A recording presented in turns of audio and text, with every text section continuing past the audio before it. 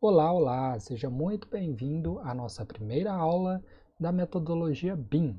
E aqui a gente vai entender os conceitos um pouco mais abrangente para que depois a gente possa entrar nos tópicos mais a fundo, ok? Então nós vamos fazer uma visão geral, uma pincelada geral. Eu peço que vocês prestem bastante atenção nessa aula, pois por mais que as imagens você já tenha visto em algum lugar, o que eu vou falar eu tenho certeza que você não viu em lugar nenhum, ok? Ainda mais na estrutura que eu vou montar aqui para vocês. Então vamos lá. Primeira coisa que vocês vão entender é um pouco mais filosófico, mas faz todo sentido quando você está implantando o BIM na sua empresa. E a primeira coisa é o nível que você está. Em qual nível você se encontra atualmente?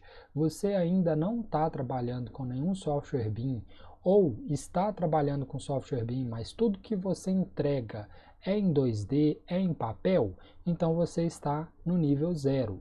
O nível 1, você já começa a trabalhar aí um pouco de colaborativismo, né?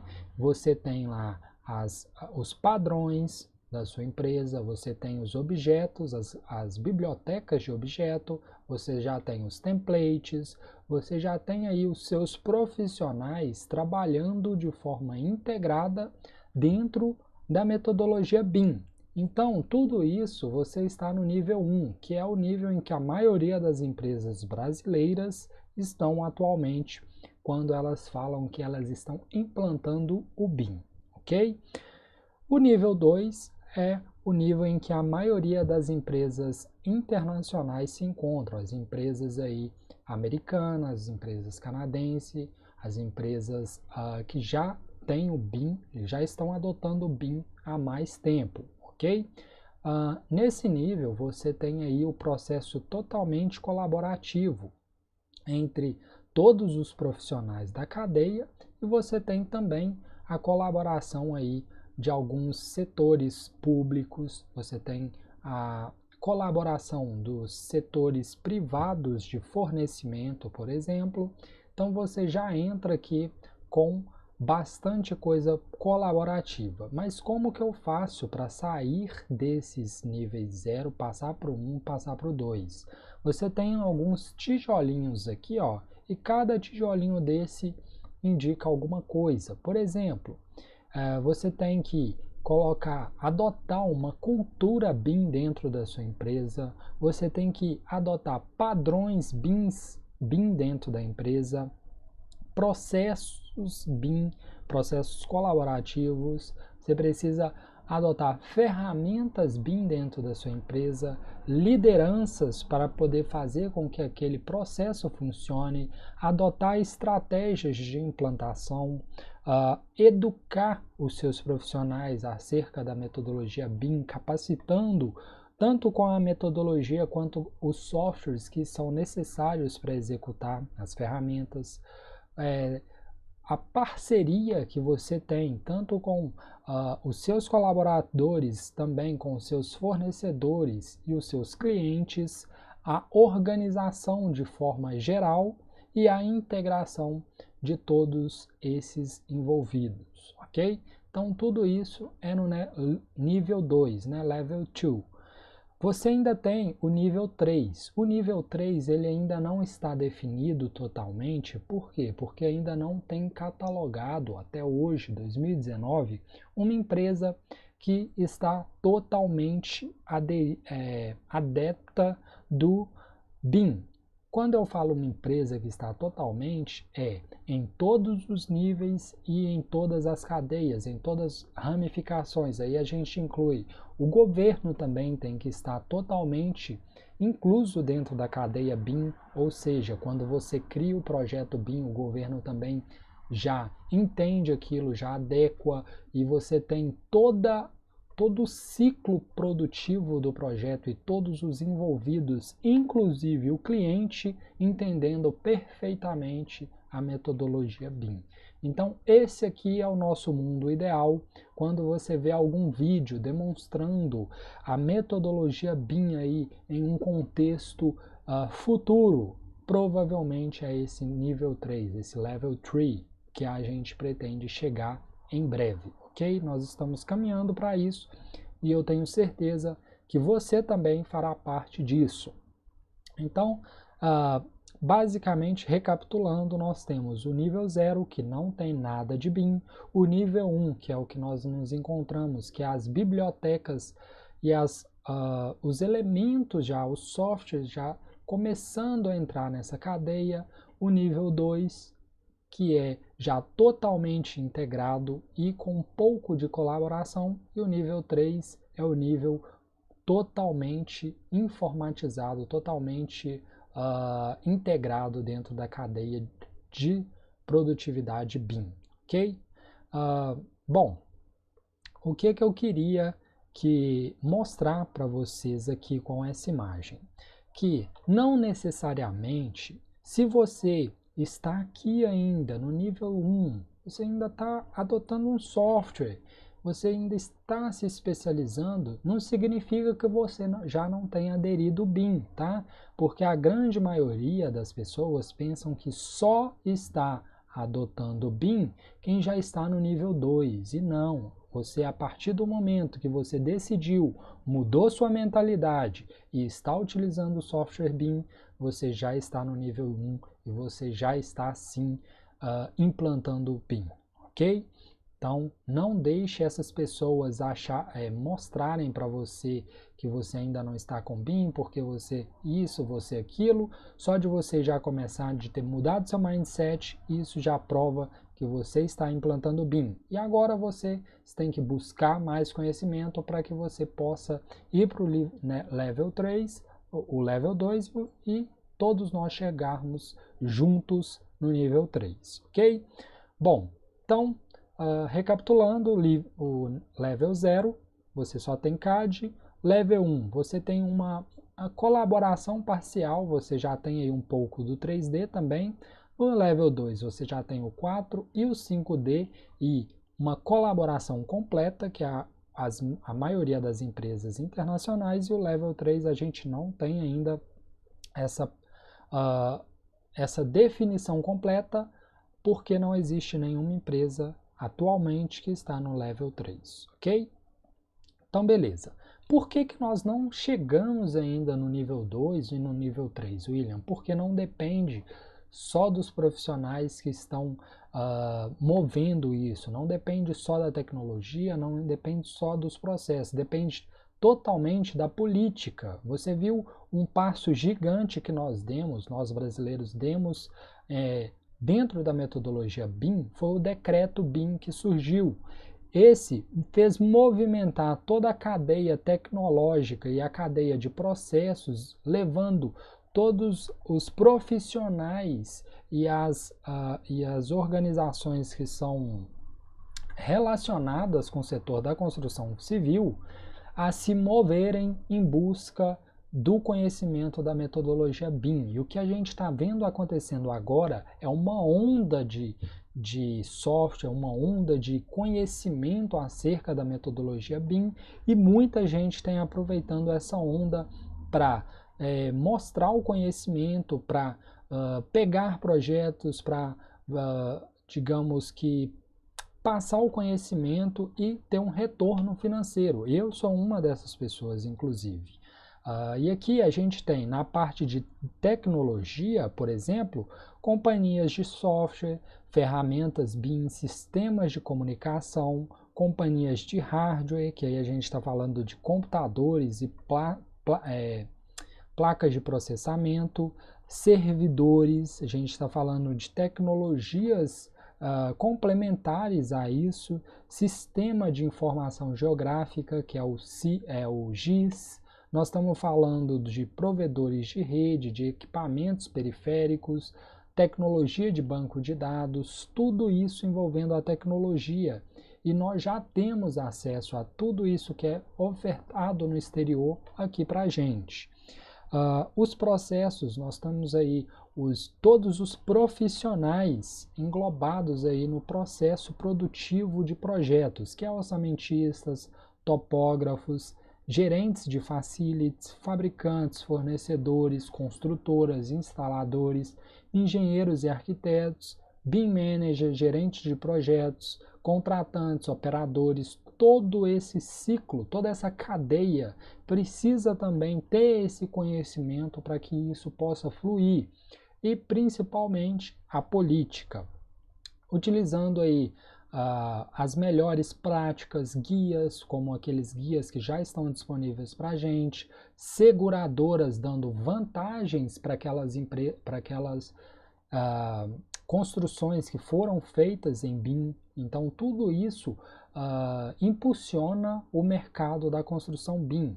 O corpo regulatório, regulamentos, normas, como a NBR, instituições educacionais fomentando essa tecnologia, aplicando aí o conhecimento na sua grade estudantil, o conhecimento da metodologia BIM, programas educacionais dentro desse quesito, centros de pesquisas definidos para isso, que já existem em alguns estados brasileiros.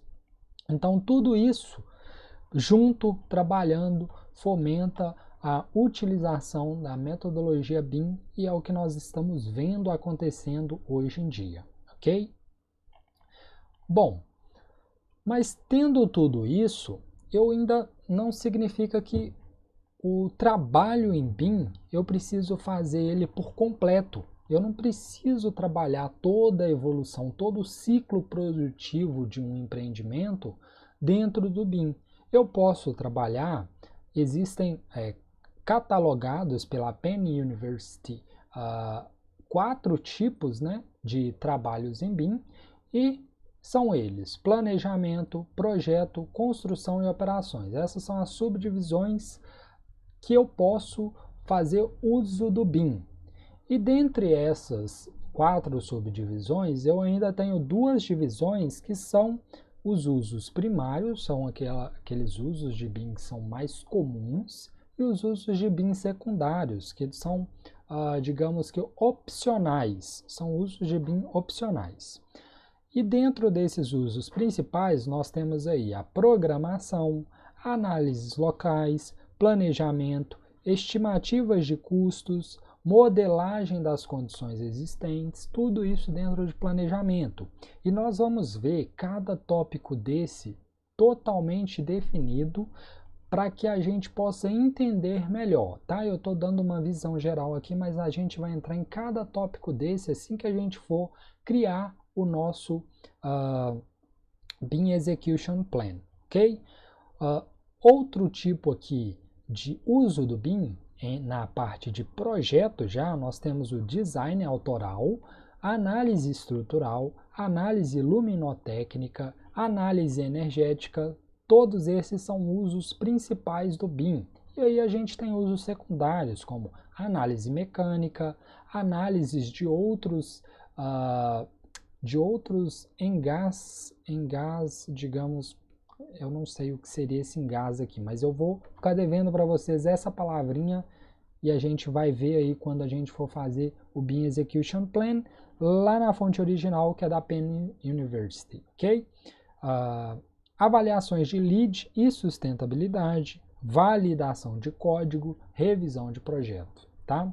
Tudo isso dentro de projeto. E aí a gente parte para a área de construção, ou seja, eu estou construindo o meu empreendimento. Qual que é o uso do BIM? O planejamento da utilização, planejamento 4D, o projeto de sistema de construção, a fabricação digital, ambos são usos secundários, e aí tem planejamento e controle 3D, coordenação espacial 3D, usos principais. Nós temos também na parte de operação, ou seja, minha construção já foi executada, eu já estou operando a minha edificação. Aí eu tenho a parte de planejamento e manutenção, análise de sistema da construção, gestão de ativos, gerenciamento de espaço e rastreamento, planejamento em combate a desastres. Nós temos também a modelagem de registros, tudo isso dentro da parte de operação, ok? Então esses são os principais usos do BIM, são 25 catalogados pela Penn University, ok? Bom, outra coisa que é uma divisão do BIM também, nós temos as dimensões. As dimensões do BIM foram catalogadas entre o 2D, ele não entra necessariamente no BIM, apesar de ser um tipo de modelagem, né, 2D. Você tem o 3D, que é só a parte de, digamos, de corpos, né, de volumetria. Nós temos a parte de 4D, que é a parte de planejamento. Nós temos a 5D, que aí é a estimativa de custos. Nós temos a 6D, que é sustentabilidade, e 7D, que é Facility Management, gerenciamento de facilities, ok? Então, tudo isso nós temos também, são dimensões do BIM, para poder categorizar e fazer umas caixinhas, fazer bloquinhos, para a gente saber exatamente o que a gente precisa dentro do BIM, ok? Além dessas divisões, nós temos o fluxo, e é o fluxo que vocês estão vendo aqui, ok? Todos os projetos passam por esse fluxo, que é o começo, o meio e o fim. Todos os projetos precisam ter o final. E o final, nós temos aqui a construção concluída, a parte de planejamento, construção concluída. Então, todos os projetos partem por esse fluxo, ok? Bom, a gente vai passar agora nesse fluxo, a gente vai entender como funciona isso. Mas antes, deixa eu só dar uma definição aqui para vocês, que é sobre o LOD. LOD é a sigla de Level of Detail, nível de detalhe. Eu preciso realmente detalhar tudo na primeira etapa do projeto? Não necessariamente. Por quê? Porque se eu detalhar uma porta com maçaneta, com vidro, com todos os acabamentos no início do projeto, eu vou estar gastando muito tempo. E se aquele projeto tiver uma mudança?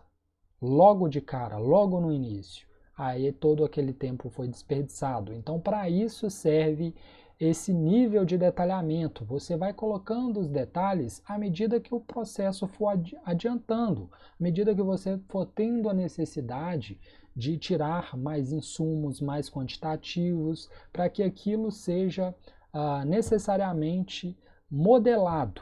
Ok? Não necessariamente você modela, por exemplo, a fechadura para poder tirar um detalhe. Você já fala que todas as portas têm aquela fechadura específica e aí não precisa modelar, ok? Isso aqui é só um exemplo, mas geralmente as portas já vêm com ela modelada, tá? Então, quando já vem com ela modelada, não tem problema, você não vai ter aí que necessariamente só fazer o vão da porta, tá? Isso aqui é só um exemplo para você entender o conceito por trás. A gente tem também um outro exemplo, que é o da parede. Eu preciso necessariamente modelar todos os bloquinhos de tijolos para eu saber quantos tijolos vão ter? Não necessariamente. Eu consigo extrair um quantitativo a partir somente de uma volumetria 3D. Eu sei qual que é a espessura, eu sei qual que é a área, então eu consigo saber quantos blocos vão ter, ok? Então, isso aqui é só mesmo para fins de detalhamento. Por exemplo, quando eu já estou no final do projeto e eu quero detalhar a nossa alvenaria, por exemplo, mostrar como que começa, qual bloco que começa, qual bloco que termina, qual bloco que tem ali naquele vão, aí sim você precisa colocar bloquinho por bloquinho. Tá? Inclusive, nós também vamos aprender a fazer isso aqui nesse curso. E a mesma coisa é para qualquer outro elemento. Nós temos aqui uma viga detalhada com as suas armações positivas e negativas, mas isso aqui não necessariamente vai ser necessário sempre, tá? Então, você tem que definir antes de começar a modelar o que você quer de cada elemento para que você não perca tempo modelando coisas inúteis. É o que nós chamamos de modelar parafuso. Modelar coisa inútil é modelar parafuso, porque vamos supor, você vai modelar o parafuso que vai entrar aqui na fechadura dessa porta. Não. Modelar parafuso, nesse caso, é inútil, ok? Então, vamos para o próximo, que é as etapas do projeto. Levantamento de dados, programa de necessidades, tudo isso entra na fase de programação do projeto. E aí você, tendo feito esse levantamento, você parte para a parte conceitual, desenvolvimento conceitual, que é o estudo de viabilidade, estudo preliminar, para ver aí os esquemas, ver a volumetria, fazer análises de custo, análise de solar, por exemplo. Todos os tipos de análise é feito nessa etapa, para poder identificar o melhor conceito, o que mais se adequa às suas necessidades, ok? Então, tudo isso é feito nessa etapa de design conceitual. Tendo tendo criado o design que foi aprovado, porque na hora do design conceitual não necessariamente vai ter só um conceito, vão ter vários, e todos esses conceitos vão ser analisados por todos os envolvidos, e aí a gente já parte para a parte de detalhamento. É aqui onde a gente faz os desenhos esquemáticos, as volumetrias dos edifícios, a análise do prédio inteiro, aí você entra em volume, orientação, custo por metro quadrado, tudo isso aqui dentro dessa etapa. E aí você entra em projeto legal. Tá até escrito errado aqui, eu peço desculpa, projeto, mas é projeto legal, o PL. É o desenvolvimento da modelagem da construção, criação de documentos para geração de desenho, análise dos elementos, inclusão de atributos e parâmetros, tudo isso em projeto legal, que é aquele projeto que vai ser levado para a prefeitura. E aqui também tá errado, né, o texto, mas é porque o meu teclado ele tá com um problema, ele fica duro às vezes algumas teclas, então eu peço desculpa por esse motivo. Projeto básico, então, a finalização da modelagem da construção, a construção da documentação, os modelos finais, as informações, os detalhamentos, como que vão ser montados, todos os desenhos correspondentes a gente já tem aqui no projeto básico, ok? E aí, tendo feito todo esse design detalhado, a gente parte para análise. E essa análise é a parte de anteprojeto. A gente tem aqui desenvolvimento do desenho do modelo, sistemas de conjunto genérico, quantidades e por aí vai. A parte de documentação é a parte do projeto executivo. É as documentações que vão para obras, que são o planejamento da construção, os modelos finais totalmente detalhados, tanto as montagens como as especificações, as tabelas de quantitativos, todas as representações que vão facilitar na identificação e na construção do modelo, da fabricação e montagem.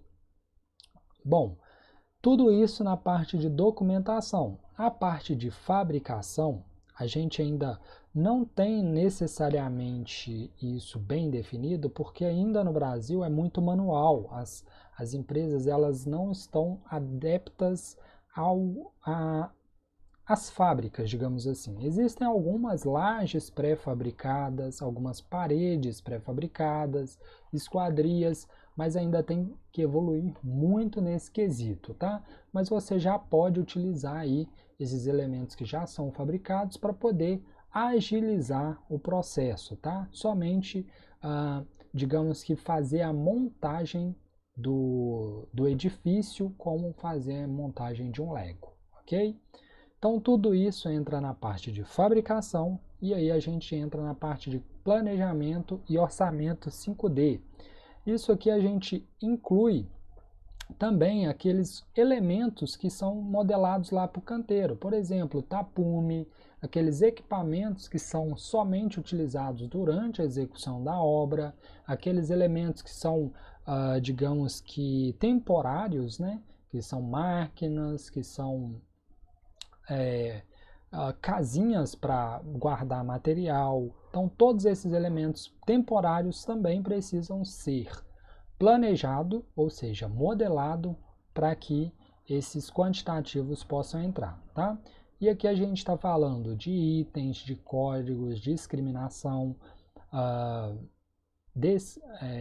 unidade de medida, quantidade total, custos unitários do material, custo unitário da mão de obra, custo unitário total, custo total de material, custo total de mão de obra. Então, aqui a gente está falando por todos os custos e todas as quantidades, todas as medidas e tudo devidamente codificado, ok? A gente está falando de informação. E aí a gente tem na parte de logística e construção, que é a execução e o controle da obra. Essa etapa, ela deve consolidar a execução, ou seja, o que foi planejado tem que ser exatamente igual ao realizado, né? Para que tenha para que o BIM tenha cumprido aquele papel. E aí é feito aí uma avaliação do que foi planejado e do que foi executado, para que possa ter uma melhoria contínua aí naqueles processos, ok? Essa fase também contém a entrega do as-built, ou seja, como ele foi devidamente executado, ok? Juntamente com o diário de obras de toda aquela edificação, beleza?